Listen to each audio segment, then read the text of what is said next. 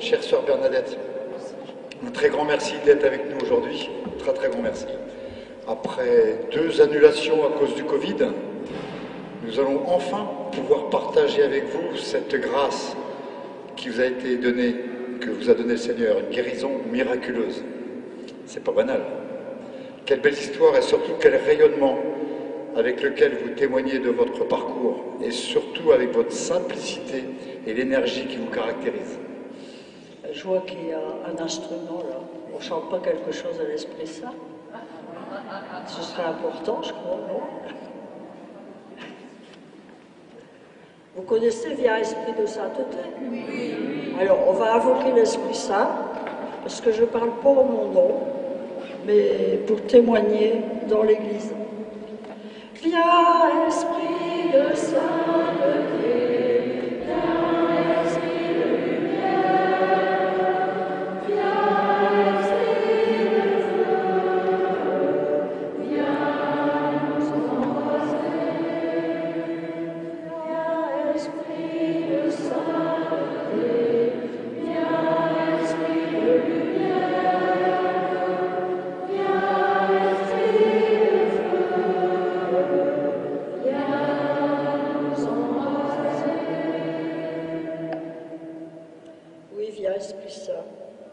Viens ici au milieu de nous. Viens dans ton Église. Viens dans tout ton peuple. Viens parmi les plus pauvres, les malades, tous ceux qui souffrent. Viens au milieu de ces peuples en guerre qui souffrent. Donne-leur ta force. Toi qui rien n'est impossible. Viens donner ta paix. Vierge Marie, Notre-Dame de Lourdes, priez pour nous. Notre-Dame de Lourdes, Notre-Dame de Lourdes, Sainte Bernadette, saints et saintes du ciel, intercédez pour nous. Bonjour à vous tous qui êtes venus nombreux pour voir un spécimen hors du coma, sans doute. Mais rassurez-vous, je suis restée une femme, comme tout le monde, qui a reçu cette grâce de Dieu pour témoigner, mais qui en aucun cas n'est devenue une sainte, je peux vous rassurer. Et je vous précise que je ne suis pas Sainte Bernadette, parce que parfois il y a des enfants qui me disent « C'est toi, Sainte Bernadette ?» Alors je dis « Non, c'est pas moi, c'est une autre. » qui est venu nous montrer le chemin de l'humilité. Donc voilà, je suis heureuse d'être parmi vous. Bonjour à vous, madame, qui êtes malade, dans votre fauteuil qui ne marchait pas. Vous êtes peut-être venue chercher un peu d'espérance. Je marche. Hein? C'est juste que... Voilà. Non, mais c'est pas... C'est juste que je ne peux pas me déplacer très longtemps. Et donc, où j'habite, il me fallait un fauteuil électrique. D'accord. Mais parce que je ne peux pas conduire. Bien. Allez, merci d'être là. Donc, moi, je m'appelle Bernadette. Je suis originaire du nord de la France, près de Valenciennes. Je suis issue d'une famille ouvrière, l'aînée de 6 enfants. Et c'est vrai qu'on n'avait pas beaucoup de sous, mais j'ai eu la chance d'avoir des parents chrétiens qui m'ont fait grandir dans cet amour de Jésus. Et en plus, ils faisaient partie du tiers-ordre franciscain. Donc très vite, j'ai baigné dans cette spiritualité de Saint François d'Assise, le petit pauvre. Et j'ai grandi en église à travers les mouvements d'action catholique. Vous savez qu'on ne vit pas sa foi tout seul, on ne peut pas. Hein.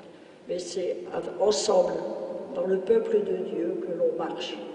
Et donc c'est sûr que toute ma jeunesse, je l'ai vécue, que ce soit en ACE, l'Action catholique de l'enfance, que ce soit avec la JOC, c'est avec eux que j'ai cheminé. Et pour répondre à l'appel du Seigneur, que le Seigneur m'avait fait, j'avais 11 ans, le jour de ma profession de foi, veux-tu me suivre ? Et j'ai donc pris le temps j'ai dit oui bien sûr, mais j'ai pris le temps de discerner. Et je suis rentrée chez les sœurs franciscaines au Blas du Sacré-Cœur à Nantes, petite congrégation qui, comme beaucoup de congrégations apostoliques aujourd'hui, arrive à la fin de parcours, mais pleine d'espérance. Vous savez qu'on n'est pas éternel, et nos congrégations, elles ont été fondées pour un temps, et puis d'autres prendront le relais, peut-être d'une autre manière. Mais c'est vrai que la vie religieuse, elle a à se réinventer aujourd'hui, mais que la vie consacrée est vitale pour notre Église en tant que baptisée. Donc je suis rentrée j'avais toujours rêvé d'être infirmière, donner ma vie au service de mes frères, dans le soin. Donc je suis rentrée chez les sœurs franciscaines, qui était donc une congrégation apostolique au service des malades. Et après mon noviciat, donc je suis partie, j'ai quitté la famille, c'est ce qui m'a été le plus dur, c'est de quitter les miens. Et à l'époque, on ne voyageait pas comme maintenant. Et rejoindre le Nord à Nantes, c'était pour nous le bout du monde. La SNCF, elle n'était pas au point comme maintenant. Et donc, voilà, on quittait tout. Et je quittais ce que j'avais de plus cher, ceux que j'aimais, ceux avec qui j'avais grandi. Mais mes parents m'ont donné vraiment au Seigneur dans une grande générosité, même que j'étais l'aîné, qui aurait besoin que je travaille pour élever les plus jeunes. Et voilà, ils ont accueilli ma demande. Et j'ai donc fait mon noviciat. Et après mon noviciat, on m'a proposé de faire mes études d'infirmière, parce que je n'avais pas pu étudier étant jeune. Et donc, j'ai fait mes études d'infirmière. Alors, aux joies, j'allais vivre et pouvoir réaliser mon rêve de toujours, celui de servir Jésus à travers les malades. Donc, en 66, j'ai eu mon diplôme d'infirmière à Nantes. Quelle joie pour moi de pouvoir vivre ce rêve. Mais voilà, moi j'avais mon itinéraire, j'avais mon chemin. Mais le chemin du Seigneur, c'était pas celui-là. Et dès les années 66, j'ai commencé à souffrir de ma colonne vertébrale. Et très vite, j'ai été obligée de m'arrêter. Jusqu'en 68, où j'ai dû subir 2 interventions chirurgicales. Et petit à petit, j'ai donc été obligée d'abandonner. Et au lieu de soigner les malades, eh bien, je me suis retrouvée de l'autre côté de la barrière, en partageant leur souffrance, en partageant leur insécurité, leur combat, puisque j'ai quand même été opérée 2 fois à Paris, j'ai été opérée 2 fois à Lyon, et puis j'ai été mise en invalidité. Et j'ai donc fréquenté beaucoup les hôpitaux, les centres de rééducation,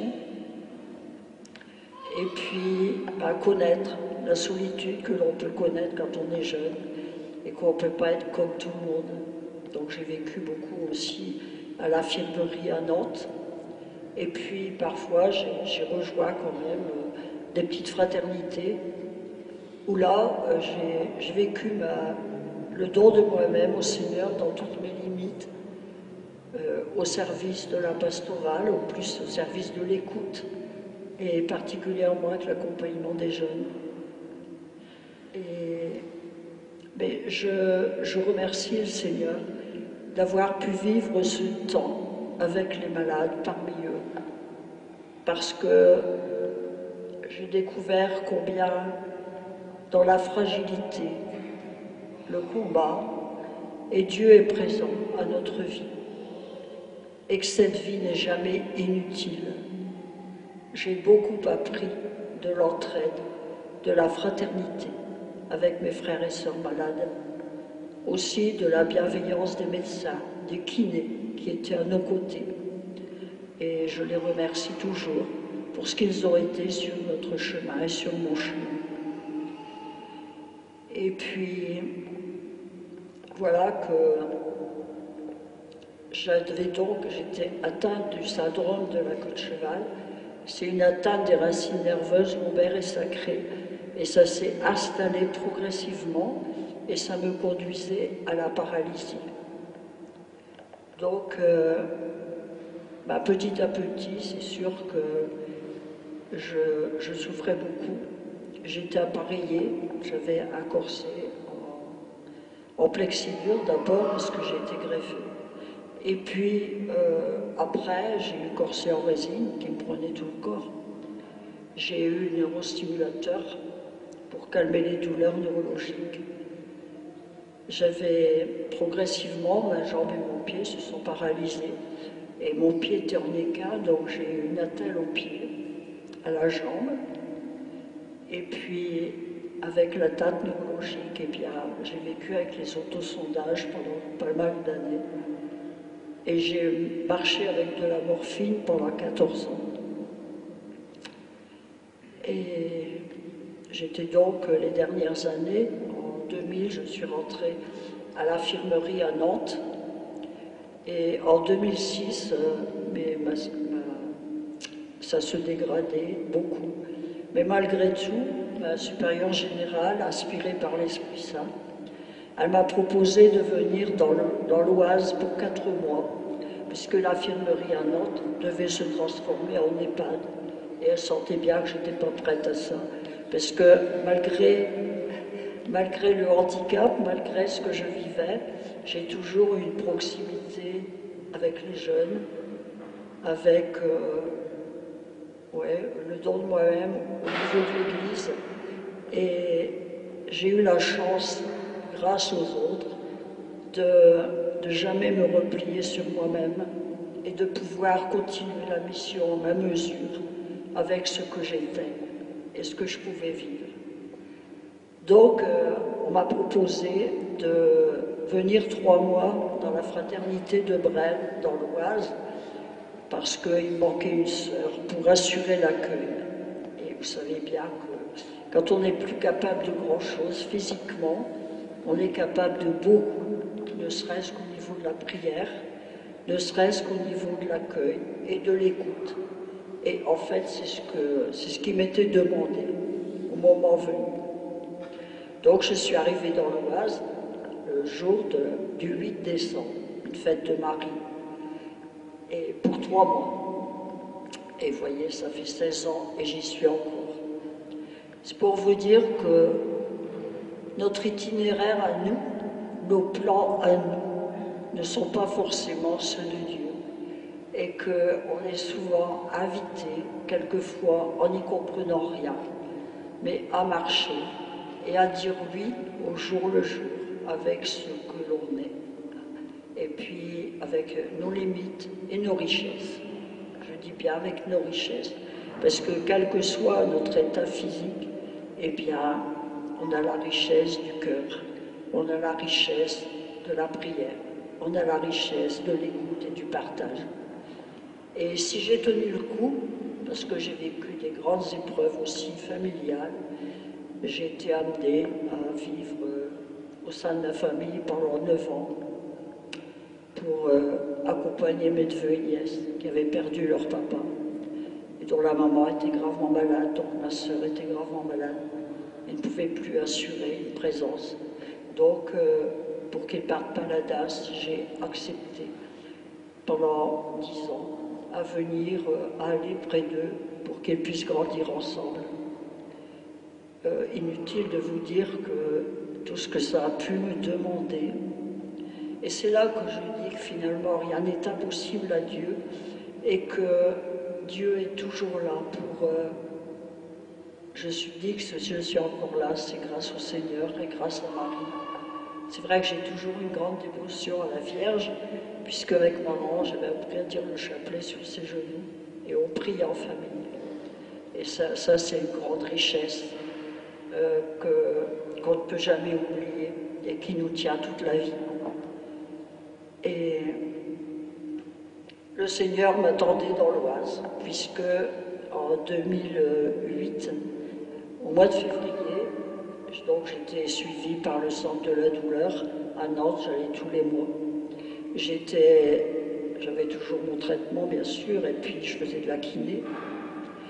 Et voilà que le médecin traitant qui me prescrivait la morphine tous les mois me dit « Est-ce que vous ne viendriez pas à Lourdes avec les malades, avec nous, au mois de juillet ?»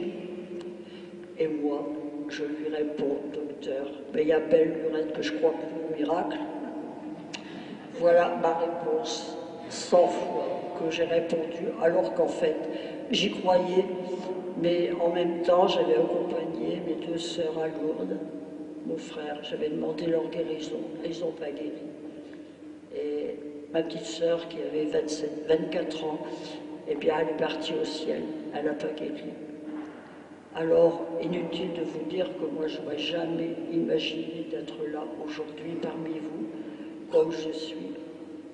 Donc, ça a été pour moi un appel, vraiment un appel, parce que j'ai réalisé que je m'appelais Bernadette, que c'était les 150 ans des apparitions de Marie à Bernadette, et qu'en fait c'était une grâce qu'elle me proposait d'aller rencontrer le Seigneur près d'elle, à la grotte à Lourdes, que je connaissais, mais d'une autre manière.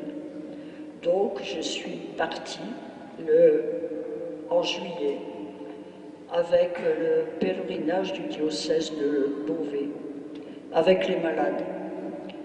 Et je dis toujours que le plus grand miracle de Lourdes, pour moi, ça a commencé, je dirais, sur le quai de la gare, où avec mes frères et sœurs malades, eh bien, la manière dont les hospitaliers, à qui je tire mon chapeau, nous accueillent, eh bien, on part ensemble à Lourdes, tous de la même manière, que l'on soit pèlerin, que l'on soit malade, que l'on soit hospitalier, eh bien, on part tous avec nos limites, avec nos souffrances intérieures quelquefois, qui ne se voient pas, nos limites intérieures, mais qui ne se voient pas, mais qui sont là. Et en fait, on ne voit plus qui est malade et qui ne l'est pas. Mais on part vers le Seigneur avec Marie. Donc, le lendemain, bien sûr, on a voyagé une nuit. Arrivé à Lourdes, eh bien, j'ai participé au pèlerinage, comme chacun d'entre vous pouvait le faire quand vous y allez, donc avec la prière, à travers les sacrements. Et la première visite que l'on fait, c'est quoi à Lourdes? C'est la grotte, hein. Et tout en connaissant cette grotte, puisque la première fois j'avais 11 ans, j'étais avec mon papa. Et c'est le curé de la paroisse qui me l'avait payé, parce que moi je ne pouvais pas. Et donc ça a été mon premier passage à Lourdes. Puis après j'y suis revenue avec ma sœur de 24 ans, qui est morte 3 mois après. Et j'y suis revenue avec mon autre sœur.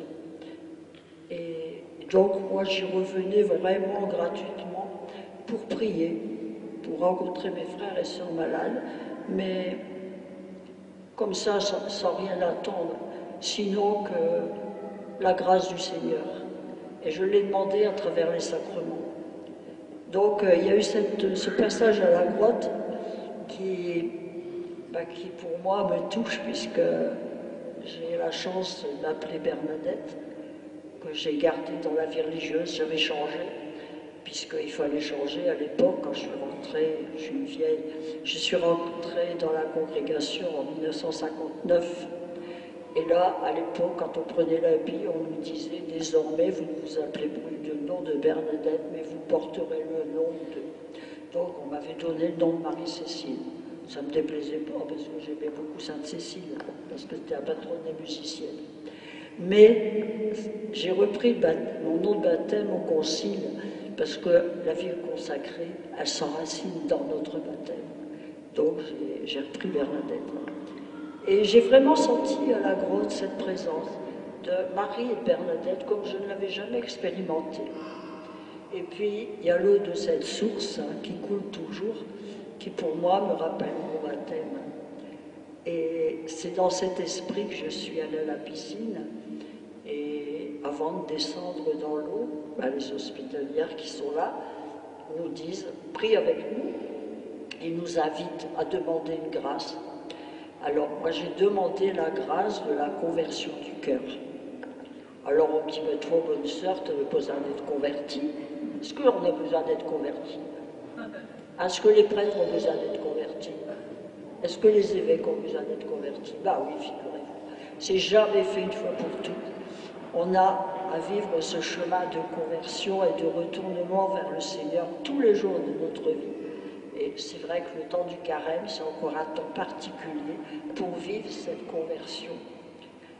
Et donc j'ai chanté « Lave-moi, Seigneur mon Dieu, purifie-moi et prends pitié de moi ». Quand je suis sortie de l'eau, c'est vrai qu'on ressent un bien-être. Pour ceux et celles qui l'ont expérimenté, il y a quelque chose qui se passe. On sent un bien-être, une purification. Moi, je vivais un nouveau baptême. Et puis, j'ai demandé à recevoir le sacrement des malades parce que je savais que progressivement, je ne pourrais plus marcher du tout. Et j'avais besoin de cette force du Seigneur pour continuer à vivre la souffrance parce que les douleurs neurologiques, c'est terrible. Et pour pouvoir le continuer à le vivre en communion avec le Seigneur sur la croix pour le salut des âmes et pour l'Église, et que j'avais besoin de cette grâce, cette force de l'Esprit Saint. Donc j'ai reçu le sacrement des malades avec les malades qui étaient autour de moi. Et puis j'ai vécu aussi le sacrement de réconciliation, qui est ce sacrement qui nous réconcilie avec le Seigneur, qui nous donne, qui nous remet devant son amour infini et qui nous pardonne. Hier soir, j'ai vécu une veillée de prière à Clermont de l'Oise avec les reliques de Sainte Marie-Madeleine qui est arrivée de la Sainte-Baume avec 2 dominicains et des jeunes qui vivent la mission, qui consacrent des week-ends à évangéliser dans le rural. Et vraiment, ça a été un temps très fort. Et où, en présence de cette relique de Marie-Madeleine, j'ai ressenti combien le Seigneur est amour et qu'il ne nous condamne jamais et combien il nous fait toujours miséricorde et que jamais rien n'est perdu pour Dieu, quelle que soit notre vie. Je vous le dis parce que hier soir, ça m'a touché une nouvelle fois en me disant, ben oui, le Seigneur, il nous attend, il est là avant nous. Et puis, Marie-Madeleine, elle s'est mise aux pieds de Jésus, elle a pleuré. Et elle lui a essuyé les pieds, elle lui a mis le parfum. Donc elle a vécu la rencontre et le Seigneur l'a regardée et lui a pardonné. Et elle est la première envoyée en mission. La plus grande pécheresse, c'est elle la première que Jésus ressuscité lui a dit « Va vers mes frères, va leur dire que je suis ressuscité. » Alors voilà. Et donc, la miséricorde de Dieu, elle se manifeste de ce sacrement de réconciliation. Puis j'ai vécu la procession Saint-Sacrement, donc où on part de la grotte, et puis on sera à la basilique Saint-Pédis en procession, et le Seigneur marche avec nous. Il marche continuellement avec nous, mais là d'une manière plus visible, si on veut, dans la foi. Donc, j'ai vécu cette marche dans le fauteuil roulant dans lequel j'étais, puisque j'étais comme vous, je ne pouvais plus faire beaucoup de mètres à marcher. J'avais trop mal. Et donc, arrivé à la basilique Saint-Pédis, il y a eu ce temps d'adoration, ce temps de contemplation, et puis la bénédiction des malades. Et quand on est venu bénir les malades, c'était l'évêque, l'ancien évêque de... Mon évêque, c'était Monseigneur Jeanne, qui est venu après évêque de Nantes, qui est maintenant archevêque de Bordeaux, qui est venu nous bénir. J'ai vraiment senti cette présence de Jésus, ressuscité, vivant dans l'Eucharistie. Une expérience que je n'avais fait comme celle-là. Et j'ai reçu cette parole. Je vois ta souffrance, celle de tes frères et sœurs malades, et toi, donne-moi tout. Et dans ma prière, j'ai renouvelé le don que j'avais fait de moi-même au Seigneur, mais j'ai surtout prié pour les frères et sœurs malades qui étaient à côté de moi, qui étaient plus jeunes et qui en avaient grand besoin. Et j'ai été habitée par une grande paix et une grande joie que je n'avais jamais expérimentée comme celle-là. Et puis le pèlerinage s'est terminé, et puis je suis rentrée dans l'Oise, fatiguée, très douloureuse, si bien que pendant 3 jours, je suis restée allongée dans ma chambre pour me reposer, pour me récupérer. Et le 3e jour, c'était le 11 juillet, à 17 h. On avait l'adoration dans notre chapelle, comme tous les vendredis. Donc je suis allée à l'adoration, Joanne Messor. Et puis là, mais j'étais restée dans mon cœur et dans ma tête à Lourdes. Vraiment, Lourdes ne m'avait pas quittée depuis que j'étais rentrée. Et à l'adoration, il était 17 h 45. J'ai ressenti dans mon corps une grande chaleur qui m'a envahie. Et puis une détente, mais je ne savais pas ce que ça voulait dire. Alors j'ai terminé la prière, et puis je suis rentrée dans ma chambre. Et rentrée dans ma chambre, j'ai une voix intérieure qui m'a dit « Enlève tes appareils ».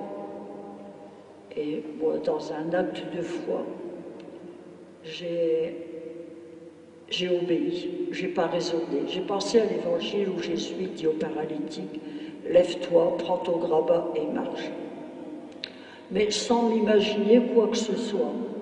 Alors j'ai enlevé l'appareillage de mon pied, puis mon pied qui était carrément en écart. Il était redressé, je pouvais le poser. Du coup, j'ai enlevé le corset, que je ne quittais pas. Et là, je pouvais bouger, je n'avais pas de douleur. Alors, je réalisais pas du tout. Mais je suis allée à la rencontre de Sœur Marie-Albertine, qui était à la fraternité, devant la statue de Marie. Puis je lui dis, viens voir, je ne sais pas ce qu'est Marie. Et là, inutile de vous dire que j'ai pleuré. Et puis elle aussi, et on a prié. Et du coup, j'ai continué.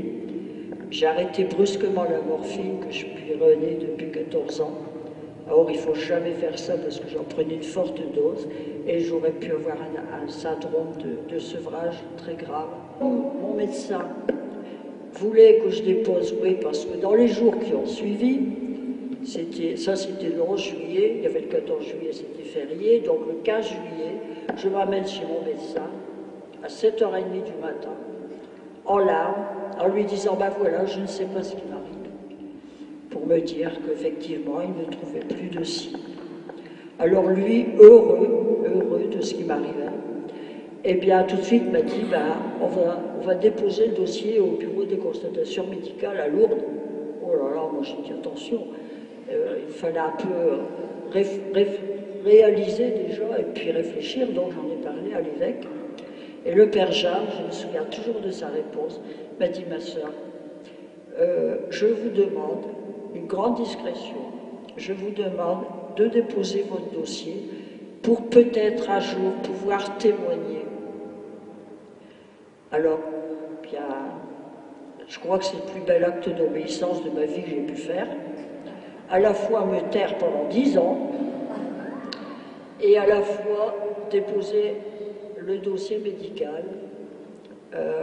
Je l'ai fait en obéissance à l'Église parce que j'ai compris que ce cadeau que me faisait le Seigneur, il n'était pas pour moi. Il était pour l'Église, il était pour mes frères et sœurs malades et que ça ne m'appartenait pas.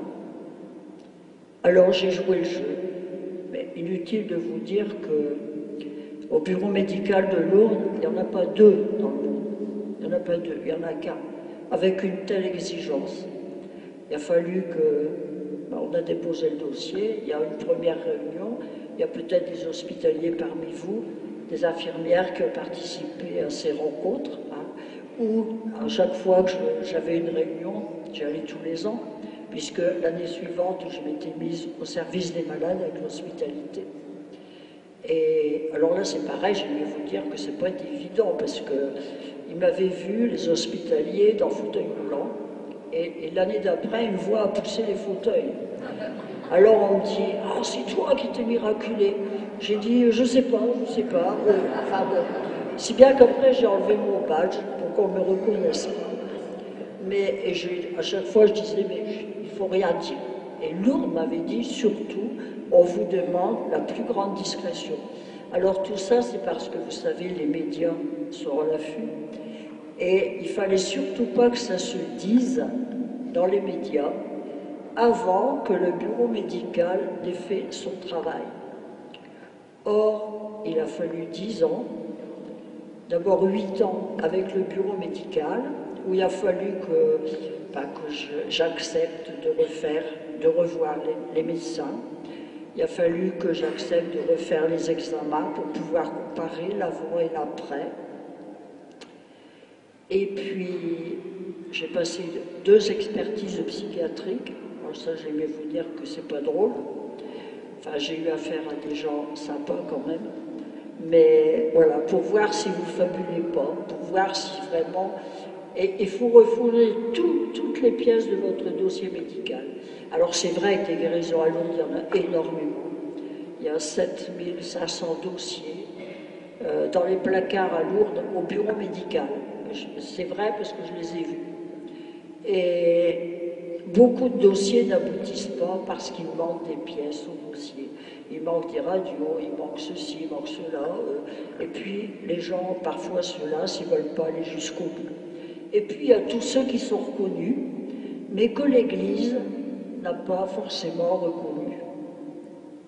C'est quelquefois un peu dommage, mais c'est une responsabilité pour un évêque de prononcer un miracle au nom de l'Église universelle, et tous les évêques n'ont pas le courage de le faire.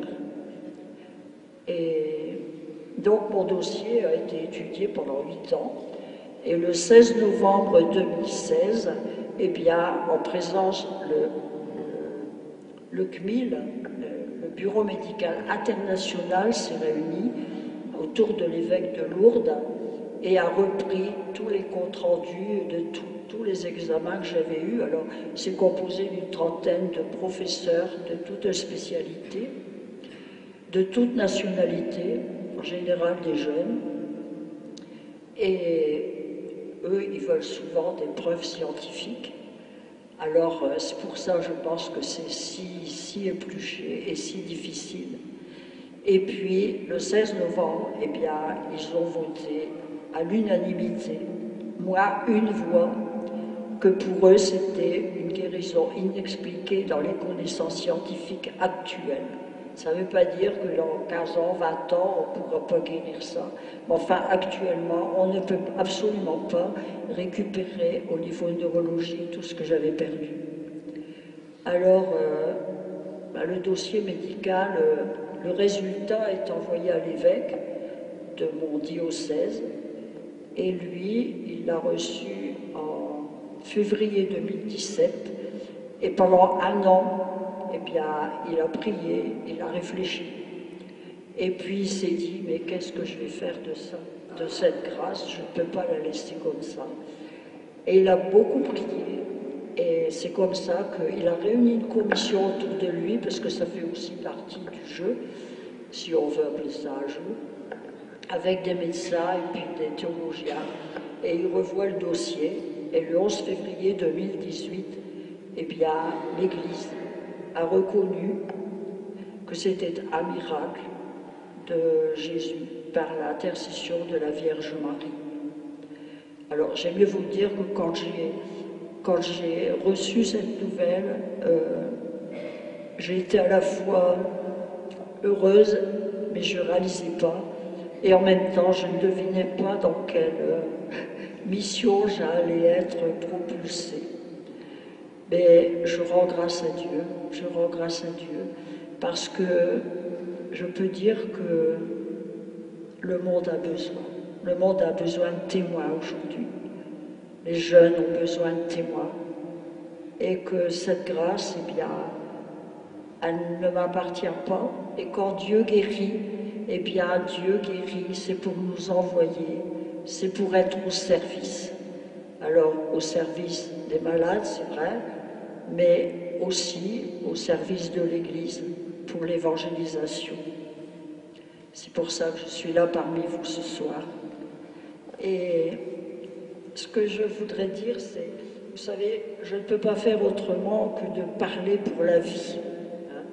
Et souvent, dans mes témoignages, je parle de la vie. Vous savez qu'on est dans un climat, on vote des lois, l'avortement, aujourd'hui à 14 semaines, on sait ce que ça entraîne, on sait. Et est-ce que ça nous appartient? Non. Alors, c'est pareil pour le handicap. Je dis, quel regard avons-nous sur le handicap? Croyons-nous que Dieu se manifeste dans la fragilité? Est-ce qu'on en est certain? Pas sûr. Hein? Dieu s'est manifesté à nous à travers un petit enfant, à Noël, dans une crèche, un petit bébé, nu, comme nous. Et voilà. Et la valeur d'une vie, elle n'est pas dans ce qu'elle fait, mais elle est dans la fécondité de sa vie. Elle est dans tout l'amour que l'on peut vivre, que l'on soit bien portant, que l'on soit malade, que l'on soit handicapé. Et Dieu sait que j'en ai des témoignages de femmes handicapées et qui rayonnent. Quand je vois Claire-Marie à la grotte à Lourdes, que beaucoup d'entre vous ont certainement vu prier le chapelet, peut-être avec Cathéo, peut-être à Lourdes, qui est trisomique. Comment cette femme, elle rayonne de Dieu. Moi, je peux vous dire que à chaque fois que je la rencontre, j'ai l'impression qu'elle me communique cet amour du Seigneur qu'elle a. Et elle prie beaucoup pour les intentions de tout le monde, beaucoup. Et il y a Jeanne Peula aussi, qui est dans un fauteuil roulant, qui ne peut absolument rien faire toute seule. Elle est myopathe. Et c'est une maladie dégénérative. Et aujourd'hui, elle est dans la vie consacrée. Elle est entrée dans un monastère. Je dis bravo à ce monastère qui l'a accueillie avec toute cette fragilité, mais en même temps avec ce rayonnement intérieur qu'elle a. Et si vous n'avez jamais lu son livre, eh bien, lisez son livre, Résiste, je vis dans un corps que je n'ai pas choisi. Elle donne un témoignage extraordinaire, cette femme. Je l'ai rencontrée à Lourdes, puisqu'on a dédicacé notre livre ensemble. Et quand elle dit,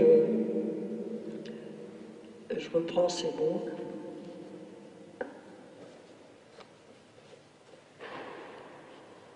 je vois les personnes malades, mais j'oublie que je suis comme elles. Je vais à Dieu à travers elles, et elles sont pour moi figure du Christ. Je ne peux pas m'empêcher de penser qu'à travers chaque malade, il y a un peu de notre Dieu qui a été crucifié.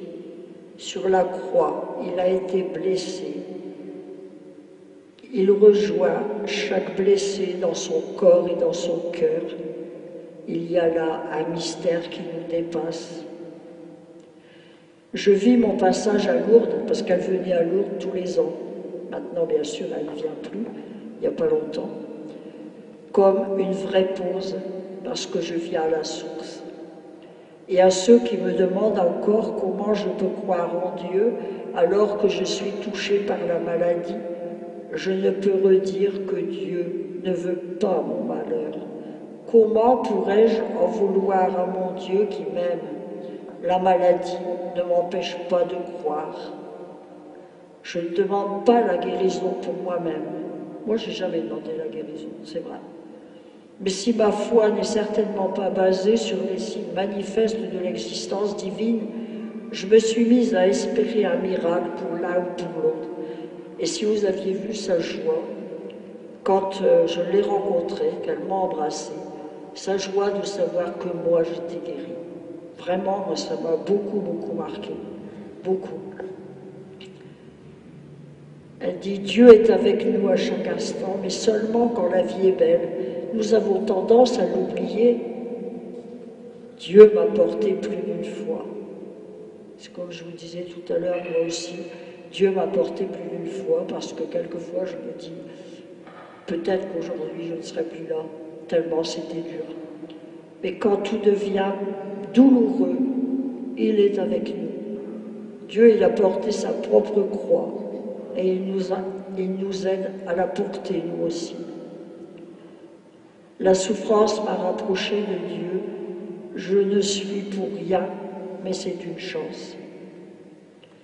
Et elle dit, j'ai traversé comme tout croyant des périodes de doute qui selon moi sont essentielles, mais c'est ainsi que nous bâtissons de solides bases pour asseoir notre foi. Puis il y a des parents qui ont écrit, ils ont un enfant trisomique, et ces parents nous disent, grâce au handicap de notre enfant, il nous a permis d'accepter la pauvreté, nos faiblesses et nos fragilités. Cet enfant nous a remis sur la voie de l'essentiel. Il nous fait grandir en sagesse et en humanité. Cet enfant, Jacques, est un prophète, un être à part, dont la capacité d'amour hors norme, un amour, une douceur, une humilité qui ont révolutionné notre vie. Voilà, comme quoi finalement, toute vie peut être féconde aux yeux de Dieu et féconde pour chacun d'entre nous. Mais c'est vrai que la société ne le voit pas forcément comme cela. C'est pareil pour l'euthanasie. Vous savez que très facilement, parfois, on voudrait pratiquer l'euthanasie. Et je vois qu'il y a de plus en plus, quelquefois, de personnes qui la demandent. Je pense que je n'ai pas à juger, je ne juge pas, mais que, au lieu de voter ces lois, on ferait mieux de développer les soins palliatifs. Je suis contre la souffrance. Je suis pour qu'on calme la souffrance. Aujourd'hui, on a des possibilités. Et combien de malades j'ai pu accompagner, comme vous, des grands malades en fin de vie, et qui grâce à cette grâce de Lourdes, ont pu vivre leur chemin jusqu'au bout. Je vous le dis parce que je l'ai vécu. Je les ai accompagnés à Lourdes, j'ai accompagné les derniers jours et j'ai accompagné l'après, les familles. Et combien finalement cette grâce de Lourdes, elle a été pour eux une force pour terminer leur chemin. Et comment, entourés des leurs, dans un grand amour, eh bien, ils ont eu la chance de partir dans la paix. Et que parfois, nos malades ne sont pas suffisamment encadrés, parce que la société, eh bien, parfois, elle a trop tendance à baisser les bras. Et en même temps, j'admire le personnel soignant dans les hôpitaux. Et Dieu sait que le monde hospitalier aujourd'hui est malade. Le monde hospitalier est dans la souffrance, de par cette surcharge. On n'a plus le temps d'être auprès du malade, ce qu'on devrait être. Et je pense qu'on a beaucoup, nous, à travailler et à dire ce que l'on pense par rapport à cela. On a des positions en tant que chrétiens à prendre. Alors, je vous dis, je ne condamne pas, jamais je ne me permettrai, mais en même temps, je dis que la vie ne nous appartient pas, c'est un cadeau. Et puis, je vais conclure avec ce que, vous savez, à Lourdes, en 2018, après que ça a été reconnu, on a eu une conférence à Lourdes avec, c'était en juillet 2018, avec, c'est la première fois que dans l'histoire de Lourdes se retrouvait le médecin traitant, le médecin du bureau médical, la personne guérie et l'évêque. Et on a témoigné tous ensemble. Et voilà ce que mon évêque, Monseigneur Jacques-Benoît Gonin, qui a reconnu ce miracle, disait. Ce signe que Dieu nous donne par l'intermédiaire de la Vierge Marie est un signe d'espérance. Je ne peux pas vous communiquer des recettes ou faire des discours, mais je peux vous transmettre un peu de paix. Ça, c'est moi qui dis ça, de lumière et de joie. Moi, je vous dis, oui, ne jamais désespérer. Je le dis dans la foi qui est la mienne, mais qui peut s'adresser à tous. Il faut savoir que la croix, elle conduit à la résurrection. Et l'évêque disait, le Seigneur a voulu nous donner ce signe, car lorsque les hommes ne savent plus voir la dignité de l'existence humaine, parce que cette existence est diminuée, handicapée, n'a plus figure humaine, lui, Dieu, aime encore cette vie. Lui a encore du respect pour cette vie. Lui veut encore sauver cette vie. Quand nous sommes tentés, face à une vie bien diminuée, bien défigurée, de la supprimer, lui, il la restaure. Tout le monde n'est pas guéri, mais ce signe nous est donné à tous et à chacun, chers frères et sœurs, malades, handicapés, tels que vous êtes aujourd'hui. Vous pouvez vous aussi recevoir ce signe de ma guérison comme un signe qui vous est adressé. Ça veut dire que votre vie a encore du prix aux yeux de Dieu.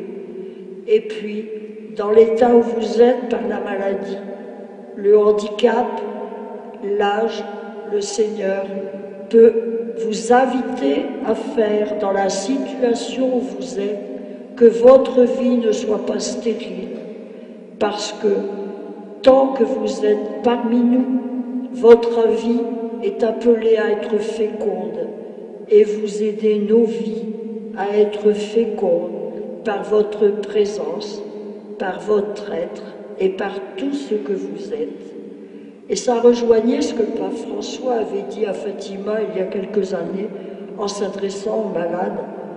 Votre présence ici au milieu de nous est plus éloquente que les paroles. L'offrande quotidienne de vos souffrances, unie à celle de Jésus sur la croix, est pour l'Église un trésor. C'est au cœur de ce que vous n'avez pas choisi que vous participez à sa mission. Alors, c'est vrai que j'ai la chance, moi, d'être guérie. Combien d'entre nous ne reviennent pas guéris physiquement, mais spirituellement. Et Dieu sait qu'à Lourdes, combien de guérisons intérieures se vivent, combien de conversions. Et quand on voit aussi ce film, ce documentaire qui a été tourné sur Lourdes par des cinéastes qui n'étaient pas chrétiens, et combien ils ont perçu à Lourdes ce message de Lourdes, cette fraternité, où finalement, quelle que soit la situation, le malade, il est entouré, il est écouté. Et pour les hospitaliers qui font comme moi cette expérience, quand on termine le pèlerinage, il y a des larmes de joie d'avoir vécu ce pèlerinage, et en même temps, eh bien, il y a une telle vie fraternelle. Et puis, j'invite les plus jeunes à rejoindre l'hospitalité pour venir au moins une fois faire l'expérience du service des malades, parce que les malades ont besoin de vous. Et nous avons besoin des malades. C'est un don réciproque. Et combien d'hospitaliers consacrent une semaine de leurs vacances au service des malades, à leurs frais, pour leur donner cette chance de connaître la grâce de Lourdes.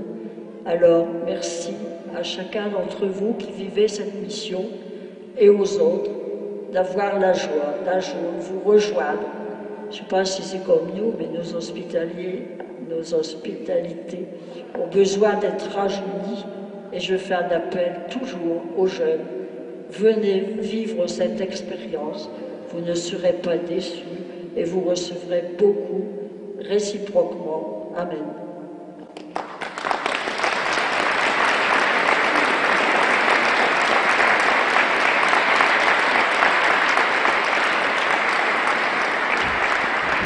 Mon âme exalte le Seigneur, exulte mon esprit en Dieu mon Sauveur. Il s'est penché sur son humble servante. Désormais tous les âges me diront bienheureuse.